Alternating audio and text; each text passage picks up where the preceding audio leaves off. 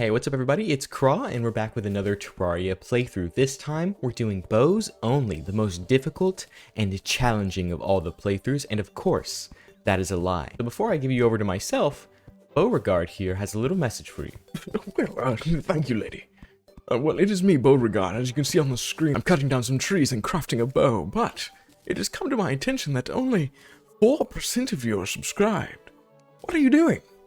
Go hit the button, support small creators and such. Anyway, enough of that, but go hit the button and continue to watch my wonderful exploits of the world of Terraria. First things first, we find an aglet in this living wood tree, and shortly after, a couple living wood wands. I head over to the right side of the world, finding a guide to plant fire cordage, a radar, and down in the jungle I find a cloud in the bottle before these slimes start to attack me, but luckily, we have a bow so we can take care of them. Right under that, we find the Pharaoh Claws, and a little bit later, the Anklet of the Wind. Unfortunately, as we begin to explore, I get killed by this spiky slime, so I start to make a small little house at the base of the living wood tree. I craft an anvil, a pickaxe, and a whole bunch of arrows as I start to build a couple of NPC houses above the ground and a nice little storage area.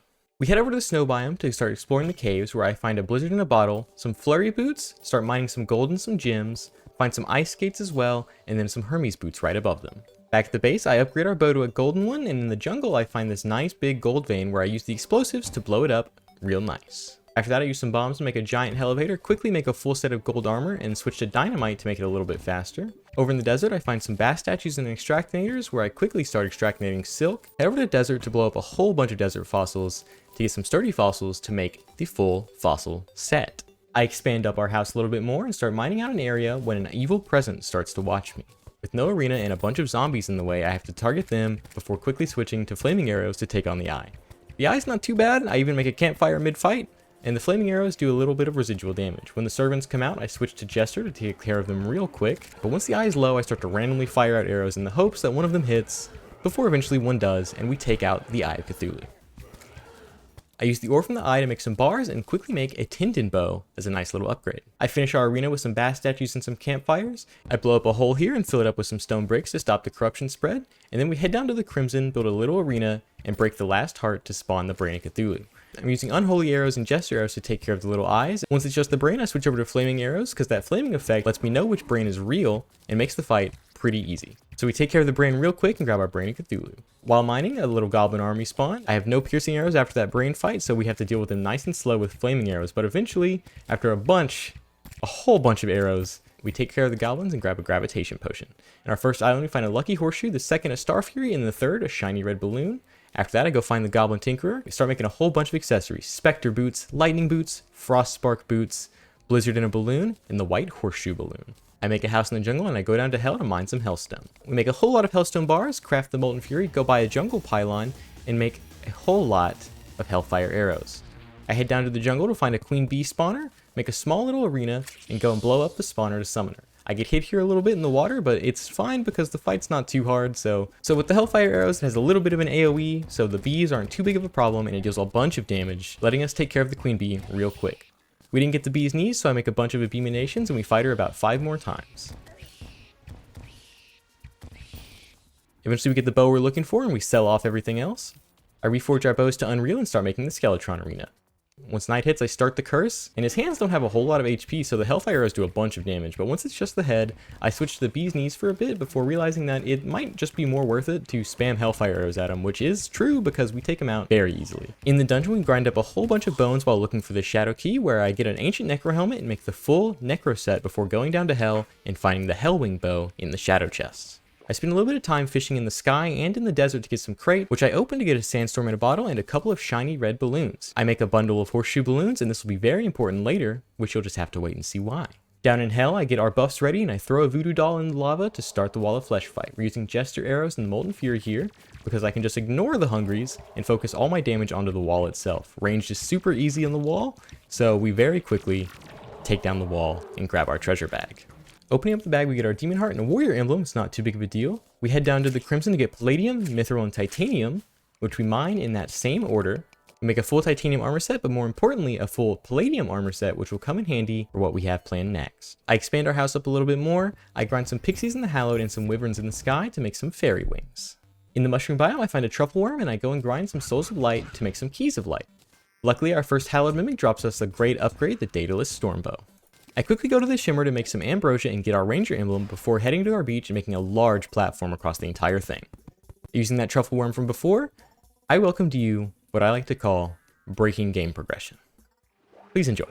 As Duke Fishron spawns, we buff up using the Daedalus, Stormbow, and Ichor arrows to deal with him. Phase 1 isn't too bad, we dodge him pretty easily. The Ichor arrows deal a whole bunch of damage, so we can get him down to Phase 2 pretty quick, which is where stuff gets a little bit tough. He gets a little bit enraged, he goes faster, he does more damage, can easily take you out if you're not careful, which he does here as I take an odd hit in the sky and then very quickly land up on a Cthulhu Nado, dying on our first attempt. But it's okay because we've got more truffle worms in round 2, we're going to take them on, in round 2 we're going to die. It's okay though, round 3 is probably more likely to win, so we start the fight. We get to phase 2, barely even getting touched, we take a couple odd hits here, and then we end up getting destroyed by bubbles. Round 4, baby, round 4 is the one. Okay, well how about round 5? You know, we get to phase 2, didn't get even touched once. We actually managed to get Fishron down to phase 3 in this fight after dodging a whole bunch of his phase 2 attacks very nicely. Now unfortunately I don't fight Fishron in expert mode a whole bunch, so I didn't know his pattern, but I managed to dodge them pretty well right up until the end where I get stuck in his body and end up dying. So round 6 it is, let's get it done. Round 7, got it. Round 8, Fishron. Round 9? What do you think about round 9? Okay. Round 10, Blood Moon. You already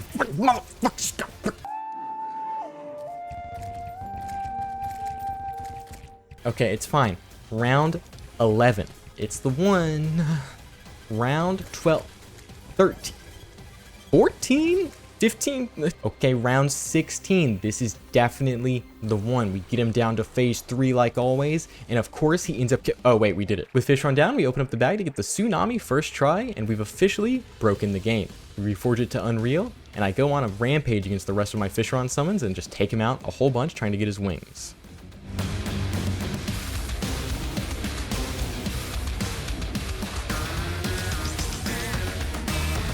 I end up dying in one of these fights, and unfortunately, we don't get the wings from any of our spawners, so I head down to the Crimson to farm some Souls of Night and some Ichor to get ready for our mech bosses. That night, I go ahead and summon the Destroyer using the Tsunami and some Holy Arrows to just absolutely shred the boy. This is embarrassing for him, honestly. One of the easiest Destroyer fights I've ever had. Destroyer goes down, and the same night, we take on Skeletron Prime. Using the Ichor Arrows and just focusing on his head, we take him out almost instantly. Next up is the Twins. We focus down on Spasmatism with Ichor Arrows, and we immediately take out Spasmatism. All that's left is Retinizer, the easy part, and the Twins go down without a problem. Go ahead and make a Pickaxe Axe and a full hollowed armor set before going down to the jungle and blowing up a large area by my Queen Bee spawner. I take a little nap to wait for Plantera bulbs to spawn, and once they do, I head down, find one right next to the arena, and start the Plantera fight. Using Holy Arrows at first, I quickly switch to Ichor to realize it's just more damage. We get her down to phase 2, I take a couple of odds hits from her claws here and there, but we take out Plantera pretty easily first try. We immediately head to the temple, find the altar for Golem, and I start the fight using Ichor Arrows, but quickly realize Holy Arrows are just way better for this big dude, and we take out Golem real quick. Heading over to the Lunatic Cultist, we take out the small guys, and I focus on dodging all of his attacks while randomly firing Ichor shots towards him. Eventually we take him out, summoning the Pillars. Nebula Pillar is the first to go, followed up by the Vortex Pillar. We quickly make the Phantasm the final bow of the playthrough. We head over to the Stardust Pillar to quickly deal with it. To signify Fishron's help in this playthrough, I increase our beach platform all the way over to the dungeon, take on the Solar Pillar, and impending doom approaches. As the Moonlord spawns, we buff up, and I'm using the Phantasm to focus on his eyes with the Ichor Arrows. Now, unfortunately, I am stupid and unset my spawn point, so when I go to heal, I just accidentally teleport back home and die instantly. So, very cool. I use the rest of our fragments to make a couple of Moonlord spawners just in case, and I start the fight again using the Phantasm to focus him down, so please enjoy the montage of me destroying this idiot.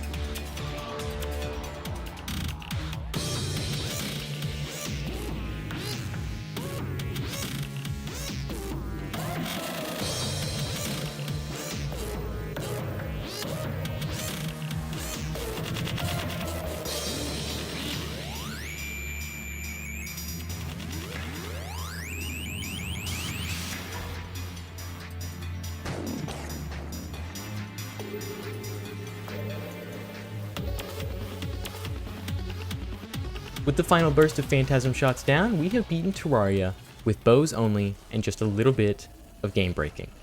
Thank you guys so much for watching. This playthrough was super fun, super easy up until the Fishron fight. The Fishron fight was tough, which is great because it was well rewarded, and I really enjoyed breaking the game and just speedrunning the rest of it. That resets the playthrough loop, so we can go back to a melee playthrough next or whatever. I think I have one in mind. The next video will not be a playthrough, but it is something mod related, so I'm excited to see how that does, and I hope you guys are looking forward to it. Thank you guys so much for watching this video. Love you guys.